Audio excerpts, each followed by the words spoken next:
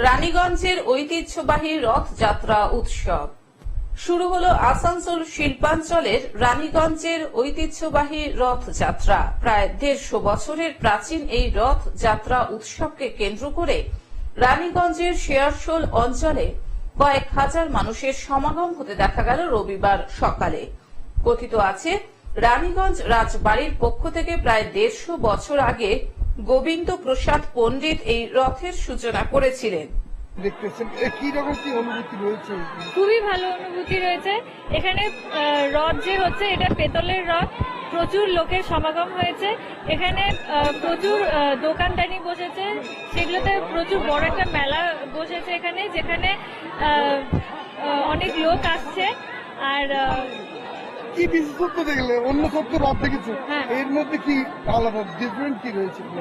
এখানে একটা হচ্ছে যে মেলা চলছে, 10 দিন ধরে মেলা চলবে, রথ থেকে উল্টো রথ অব্দি।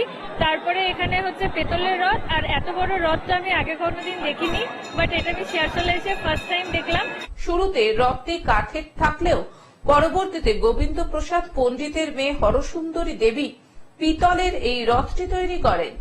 শেয়ারশোল রাজবাড়ির রথকে কেন্দ্র করে একদিকে যেমন প্রচুর মানুষের সমাগম হয়, তেমনি রথযাত্রাকে কেন্দ্র করে মেলা বসে শেয়ারশোল অঞ্চলে। খুব ভালো লাগছে। ছোট থেকে এখানে আছি, মানে আমার বাড়ি এখানে গুরুদ্বারের পাশে খারশুলিতে। প্রত্যেক বছর এখানে আসা হয়, রথ দেখা হয়। প্রত্যেক বছর মা বাবার সাথে আসা হয়। এখন বেসিক্যালি থাকা হয় না এখানে, তো বাইরে থাকি। বাট কিন্তু বাইরে থাকলেও রানীগঞ্জে আসি এই রথের দেখার জন্য। আমাদের রাজবাড়ির ইয়েতে প্রত্যেক বছর একটা রানীগঞ্জে একটা নতুনত্ব করে দেখা এই রথের মেলা থ্রু দিয়ে।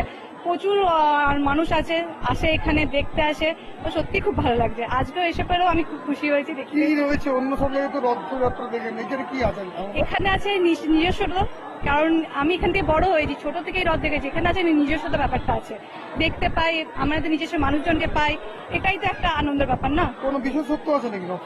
হ্যাঁ, ওটাই তো বললাম যে এই ছোটবেলা থেকে এখানে আমি বড় হয়েছি, এখানেই আমাদের রথের নিয়ে দেখা ছোটবেলা থেকে। তো বাইরে যতই দেখি বা ইয়ে করি, নিজের ব্যাপারটাকে নিজেরই থাকে। আসানসোল থেকে সৌমিত্র গাঙ্গুলির রিপোর্ট, গ্লোব নিউজ। এখন থেকে গ্লোব টিভি দেখুন আপনার স্মার্টফোনেও।